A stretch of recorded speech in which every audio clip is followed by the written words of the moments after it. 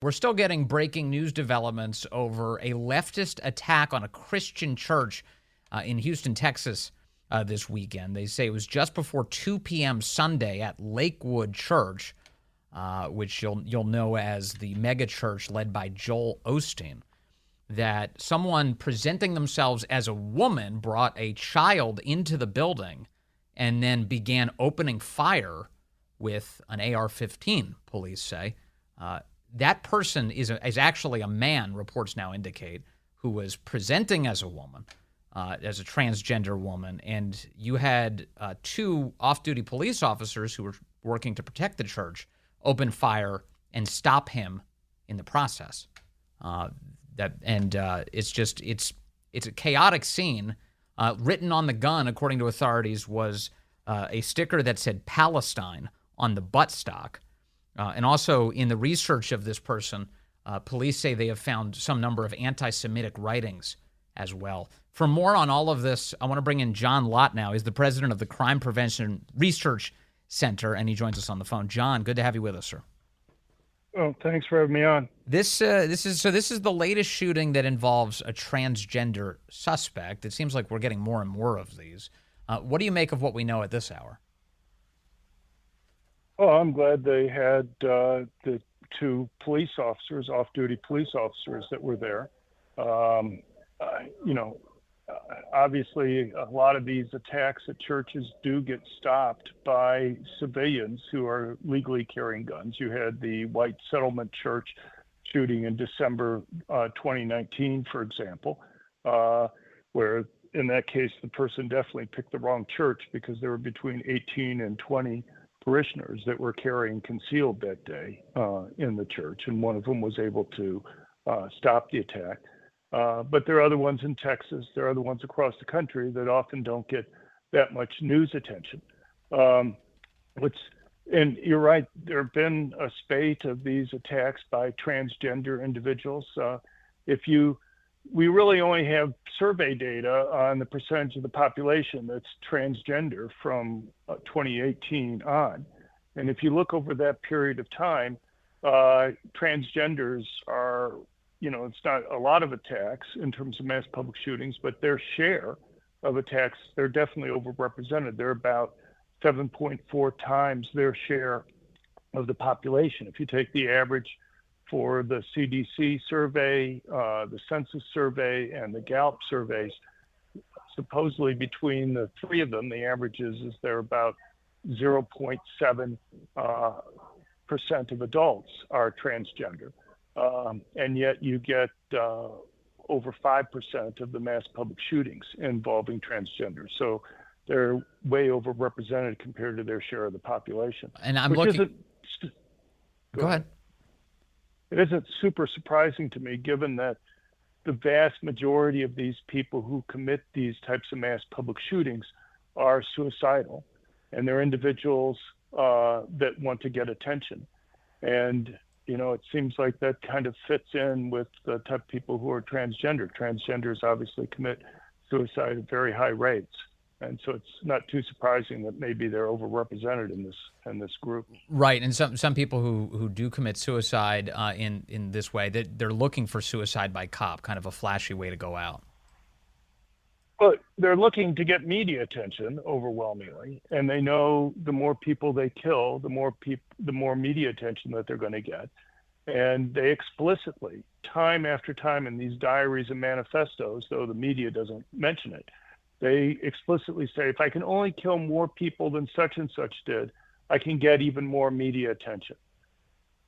You just see that? Go ahead. I want to go through some of the last few years of shootings that are like this, where you have somebody who kind of fits this profile. Aberdeen, Maryland, there was an attack on coworkers in a Rite Aid warehouse there in September of 2018. That was done by a shooter that identified as transgender. In May of 2019, there was Highlands Ranch, Colorado, a school shooting there where a teenager who identified as transgender ended up being sentenced to life in prison for the killing there. One student dead, 8 others wounded. You had let's see here. You also have Colorado Springs in November of 2022. Right. That's the attack on Club Q. That's the gay nightclub. That was the attacker there was identified as non-binary in that particular case. You also had, let's see here, Nashville last year. Nashville last year. Mm-hmm. Yes, that was Audrey Hale, identified as a transgender shooter. So there's a lot more frequency here, is I guess the point. Right, and you had one just earlier this year, the Iowa Perry High School murder was also a transgender attacker. Yes. So, we're seeing them show up. And, we talk about the Nashville school shooting. One thing that's very unusual about that is that the Biden administration took possession of the diary that was there. A few pages from the diary have leaked out, indicating that the person basically just hated whites and other things. But most of the diary the Biden administration has held on to. I'm sure they didn't want those leaks going out, which is extremely unusual because usually we'll get these diaries and manifestos immediately or within a day or something of these attacks. And yet now we're going on almost a year from the Nashville school shooting, and the Biden administration's keeping it under lock and key. And for instance, in this shooting over the weekend on Lakewood Church, we're now finding out from authorities that the suspect had a rap sheet that was apparently growing through the years, was well known to authorities, and had mental health problems. That seems to be the trend here among a lot of these attackers. Well, if you look since the beginning of 1998, 51% of these mass murderers were actually seeing mental health care professionals within about 6 months or so of their attack. And yet, the amazing thing is not in one single case were the mental health care experts able to identify these individuals as a danger to themselves or others. And some of these mental health care professionals were kind of internationally renowned experts for youth violence. For example, the Santa Barbara mass murder was seeing 3 psychiatrists. One of them was the head of psychiatric services for children at Los Angeles Children's Hospital. And, when you read the diaries and manifestos for these individuals, it's, they kind of brag about how easy it is for them to convince these mental health care experts that there's no problem. So you even have something like the Buffalo mass murder, which was another left-wing murder, though the media will not mention that. And he had been in high school a year earlier and had been talking to a teacher at the end of the school year and said he was going to find a school over the summer and shoot it up and then commit suicide. The teacher flagged him. 2 mental health care experts evaluated him. And he said, look, I was just joking. It was a stupid joke. I shouldn't have said it. And they basically passed him, said that they couldn't find anything wrong with him or didn't view him as a danger to himself or others. And that's the type of thing you just see happen over and over again. So everybody talks about a mental health care problem. But the issue that you have is, what happens if the mental health care experts aren't able to identify these individuals as a danger to themselves or others? What's your backup plan? And that's usually something that's not talked about. What if it's not due to a lack of capability, but instead like kind of a fear of telling the truth? I mean, we've seen, especially when it comes to the transgender topic, that a lot of mental health professionals have been forced to abandon actual healthcare services and instead take an affirming standard of care, which is, in other words, like basically say, there's nothing wrong with this and you're totally fine. There is no mental health concern here. To what extent does that play into not being able to identify that people are a threat to themselves or others? Well, that may play into some of these, but it's not going to explain a lot of these cases. The issue is that mental health is kind of based on people coming in asking for help. And so the model that mental health care experts use is they assume people are being honest with them about what their issues are. And, unless the person's a moron and going to say, yeah, I'm planning on going and killing lots of people, it's hard to identify them if you just assume that the people that are with you are going to be telling you the truth. Is it my imagination, or are Christian churches being targeted with more frequency in the past few years? I don't know if it's just the last few years. There's been a number of cases over the years where they have been targeted. I mean, there are big cases like the Sutherland church shooting in Texas. You have the Antioch church shooting in Tennessee. You have a number of attacks that have occurred, a number of them that have been thwarted by having people there at the churches that were able to stop the attack. The Charleston church shooting as well. Yeah, no, exactly. Biden wants to go and talk about white supremacists, as being the real danger. Even a lot of the people that are white supremacists are kind of leftist type. You look at a number of these guys, they're environmentalists who are upset that blacks in particular are having too many children. And so they take it upon themselves, whether it's the Buffalo mass murder or the El Paso or the Cincinnati or others of these guys. They're explicitly, they call themselves socialists. They call themselves, mild manner authoritarian leftists. And somehow the New York Times and the Biden administration seems to think that if you're a racist, that means you're a right winger in some sense. And a lot of these guys are anti-religious. Mm-hmm. I mean, most of them, the vast majority, over 70%, are just suicidal individuals who want to get attention. And they know that people have always wanted to commit suicide, but someplace along the line, people realized that they could get the attention that they felt like they deserved if they killed people, because the media would give them massive news coverage. And there's another feature here of this particular shooting. Apparently, this man, again, who identified as a woman, was apparently a big Bernie Sanders supporter in the past. Now, just to be clear, not Bernie's fault that somebody opened fire in any capacity, but that I am reminded of the fact that the shooter in the baseball field here in Washington, D.C., who opened fire, and grievously wounding Steve Scalise and so many others, shooting at them, was actually in that case a Bernie Sanders campaign volunteer. So when you talk about Biden trying to politicize all of this, there's a lot of omissions made in their assessment.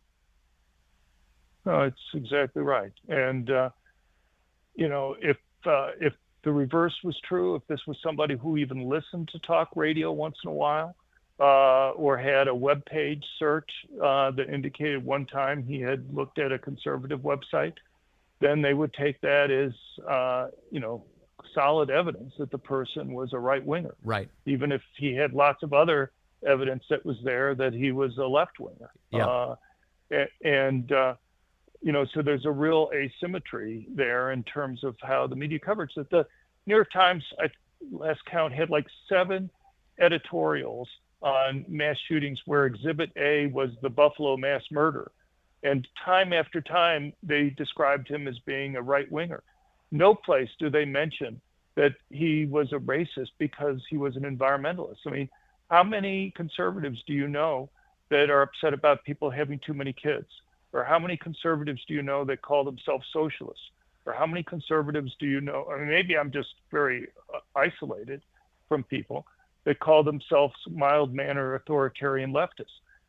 But the media, even though when they cover these manifestos, cover them unbelievably selectively. I mean, the big question I have just generally is, somebody needs to explain to me why the media doesn't think it's newsworthy for how these murderers explain why they pick the targets that they do, that they pick targets that they don't think anybody's able to go and defend themselves almost always. Yes. Why isn't that newsworthy? I want somebody to give me a benign explanation for why. I mean, I would think people want to know that these guys over and over again, the successful ones, keep on explaining that they pick targets because it's not rocket science. They want to kill lots of people, and they know if they go to a place Yes. where victims can't defend themselves, and they say that explicitly. Well, the answer to your question is because it doesn't conform to the political goals of those news outlets. It's as simple as that. They want to disarm Americans, and by letting on that criminals attack unarmed places, that makes it harder to do that. Well, I mean, I just think how different the debate would be right now if even once in a while the media would go and mention that fact. Yes. Or they go and give news stories to the mass public shootings that are stopped by civilians they're carrying. And it's not just the media. I mean, I worked in the Department of Justice up until 2021. And I have to tell you, I've used FBI data for years. You guys, on your show, you talk many times about the political biases in the Department of Justice. Mm-hmm. That bias goes all the way down to the data that they give out. Their active shooting reports where they go and they claim that 4.6% of the active shooting attacks are stopped by armed civilians. I think it's around 40%. And if you go and look at places where people are legally allowed to carry, because you're talking about law-abiding citizens stopping these attacks, you're talking about in 2022, 63% of the active shooting attacks were stopped by law-abiding citizens legally carrying guns for protection. Well, as you pointed out, from 4.6. Yeah, and as you've pointed out before, part of the reason we don't hear so much about this, in addition to the political ideologies involved, is because if you do have someone who's returning fire, the body count goes down dramatically. In this case, you have the woman who opened fire. Excuse me, the man who opened fire, presenting as a woman, is dead as a result of the gunfire exchange. Beyond that, a boy was apparently shot in the head and is in critical condition. That's the boy who came in with this man. Right. And then subsequently, also a man in his 50s was shot in the leg and hospitalized in stable condition, according to the police chief. Right. But at this hour, it's one person who is dead at this moment, and it's the shooter. And as a result, it offers an additional excuse for the media to move on quickly. Well, that explains some of it. I completely agree with that. But there's lots of very heroic cases that you would think would get at least something more than local media coverage. I mean, you look at something like the Pulse nightclub shooting near Orlando, Florida. At the time, with 49 people murdered, it was the worst mass public shooting in U.S. history. Yes. 1 week after that, there was a similar attack at a nightclub in South Carolina. The person had shot 3 people, was shooting at a 4th, when a permit holder seriously wounded the attacker, ending the attack. The Pulse nightclub shooting was getting coverage for months afterwards. Yes.